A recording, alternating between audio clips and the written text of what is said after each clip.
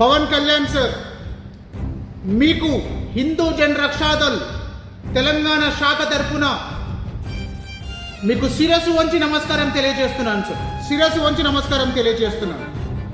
నిజంగా మీ ఎట్లాంటి స్ఫూర్తినిచ్చే నాయకుడిని నేను కొంతమందిని చూశాను సార్. కొంతమందిలో మీరొకరు. ఎన్ని అవమానాలు పడ్డారు, ఎన్ని ఇబ్బందులు పడ్డారు, సొంత డబ్బులు ఖర్చు పెట్టి అధికారంలో లేనప్పుడే ప్రజల పక్షం నిలబడి కొట్లాడినరు.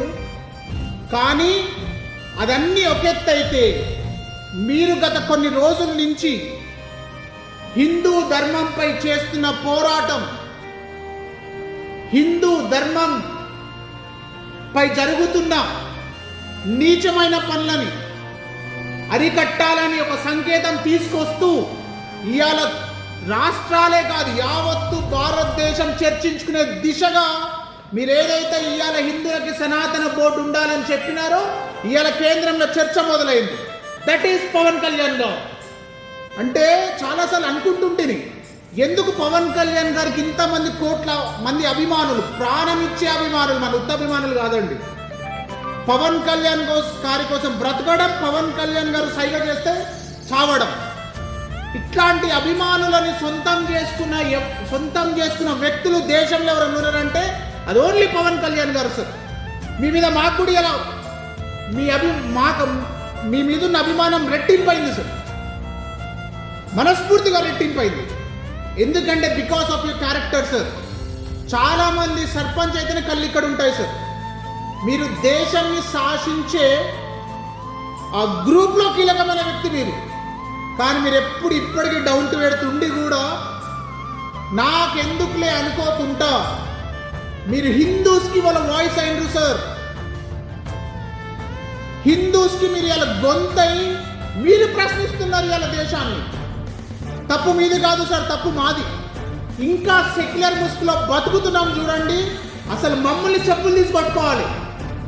మీరు ఇంతగానం కొట్లాడుతుంటే కూడా చలనం లేని సన్నాసులు చాలా మంది ఉన్నారు సార్ ఇక్కడ. కానీ 100% చెప్తున్నాను సార్, మీ వాయిస్ ఇవాళ సెంట్రల్లో డిస్కషన్ ప్యానల్ మొదలైపోయింది. ఖచ్చితంగా నాకు తెలిసి రాబోయే రోజుల్లో హిందూయిజంకి బ్రాండ్ అంబాసిడర్ ఎవరంటే అది ఓన్లీ పవన్ కళ్యాణ్. 100% చెప్తున్నాను సార్. ఇవాళ నుంచి మీరు పిలిపియండి. ఇవాళ నుంచి పవన్ కళ్యాణ్ గారు ఒక పిలిపిస్తే కొన్ని కోట్ల మంది వస్తారు సార్ హిందువులు. దాంట్లో హిందూ జన్ రక్షాదళ్ భాగస్వామ్యం కూడా తీసుకుంటుంది. మీకు సైనికులుగా నిలబడుతుంది హిందూ జన్ రక్షాదళ్. మీరు సైగ చేయండి, మేము పోరాడడానికి సిద్ధం. మమ్మల్ని నడిపించుకునే నాయకుడు ఇవాళ వచ్చిందని చెప్పి గర్వంగా ఫీల్ అవుతున్నాం సార్. 100% చెప్తున్నాం, మీరు బాధపడకండి. మీ ఎంత కోట్ల మంది అభిమానులు ఉన్నారు, మీ ఎంత కోట్ల మంది హిందువులు ఉన్నారు. ఇవాళ మీరు పిలుపునిస్తే కథం తొక్కడానికి కొన్ని కోట్ల మంది వేచి చూస్తున్నారు సార్. పక్కా చెప్తున్నాను సార్, ఇవాళ మీ పిలుపు కోసం వెయిటింగ్. ప్రతి ఒక్కరిలో కదలిక వచ్చింది, కదలిక మొదలైంది.